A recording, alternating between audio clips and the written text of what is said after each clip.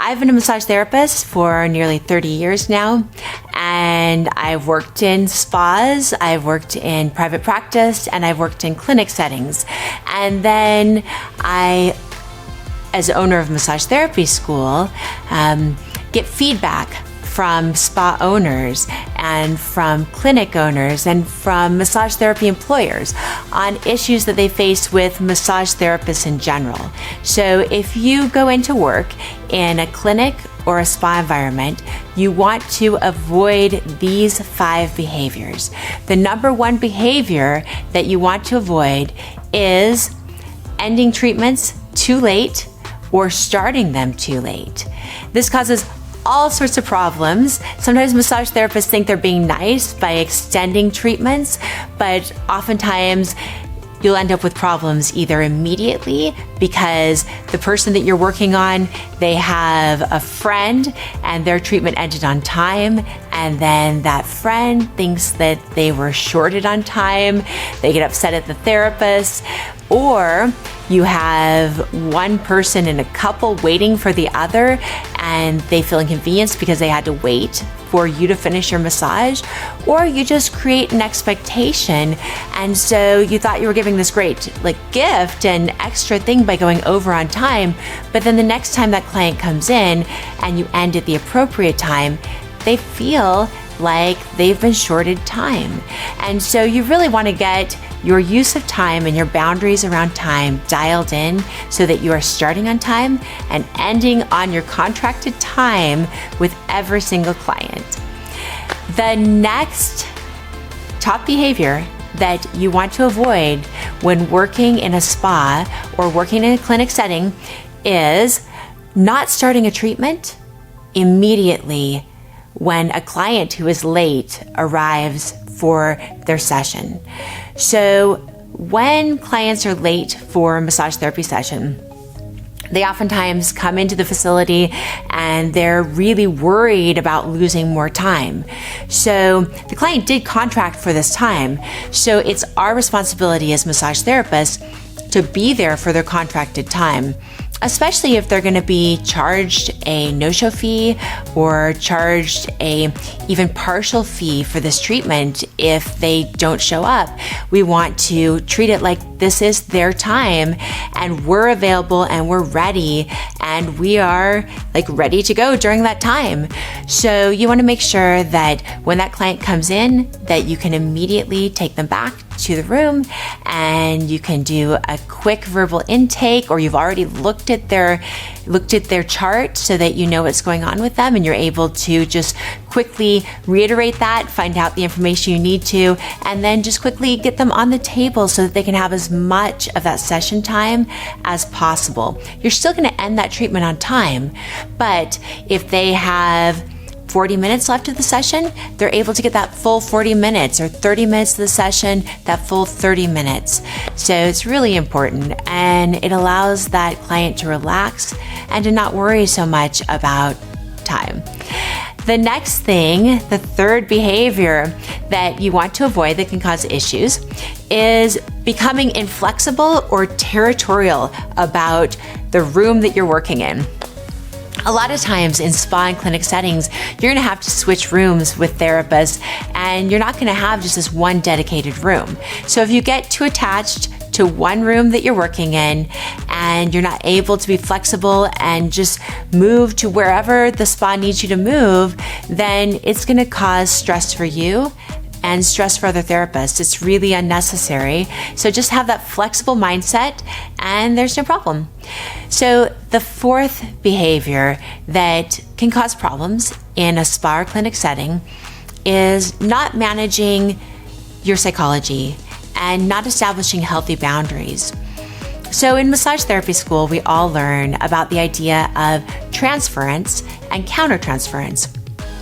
So this is transference when you've done a great job for your client and you are seen as this nurturing person, and so they start to want to be your friend or want to date you or think they're in love with you, and that's transference because they don't really know you, and we're trying to keep a nice professional environment and respect the treatment session.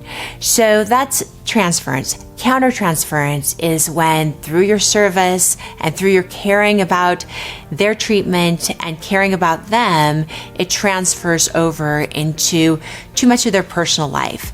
It's normal for us to care about each other as humans.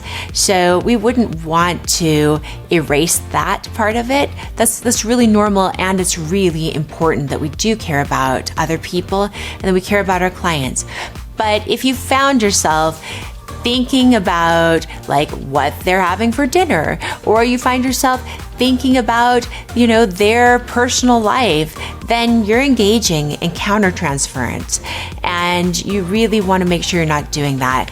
If you're thinking about inviting them over for Christmas Eve at your house, or you're thinking about, or they invite you to a dinner party, that's all transference and countertransference, and you want to make sure that you're avoiding that. There's another thing that can happen with transference and countertransference too. It can be colored in a positive way, but it can also be colored in a negative way, where you're reading too much into a client that seems to want a lot from the session, seems to want, for example, they want you to fix some problem they're having, So let's say that they have frozen shoulder and this client keeps coming back to you, and you do a really great job the first session, you put your heart and soul into it, and then you have your second session, but then you get into that third session and you find yourself starting to dread interacting with this client. Or maybe it's because of conversation that you've had, and that conversation is just taking a ton of your energy. So you really want to balance that and practice healthy boundaries in the session so that you can give a great session, so that you really can be present, but that it's not draining your energy. So one of the main reasons why our energy gets drained is because of countertransference, which can be, again, colored in a positive way or in a negative way. But we need to be able to just show up, be professional, help that person in the moment, and then let it go. And then they come back, we see them again, we review the session notes, but other than the session notes and are remembering what our treatment goals are, we're seeing that person new again, so that we can really just be fresh and be able to see them and help them in that moment, instead of using that countertransference and bringing all the stuff that's built up into that session. So fresh session, fresh eyes, fresh start with the knowledge that is applicable. So super important. Okay, the fifth behavior of massage therapists that can cause issues in spa or clinic settings is taking items out of other rooms.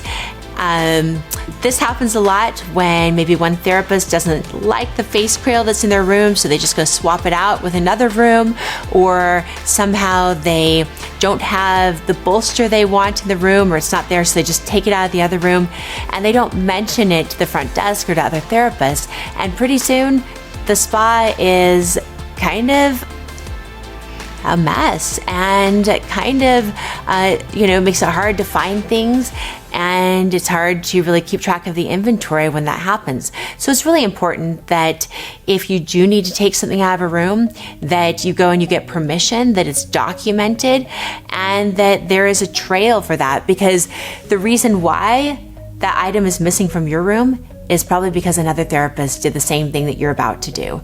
So just remember that, and help out the entire spa and help out the entire team by letting them know if something's missing from your room, and letting them know that items need to be replaced instead of adding to the chaos and adding to the mess. Okay, thank you all so much for the work you do. I am so proud to be a massage therapist, and it's an honor to be able to do this healing work with you.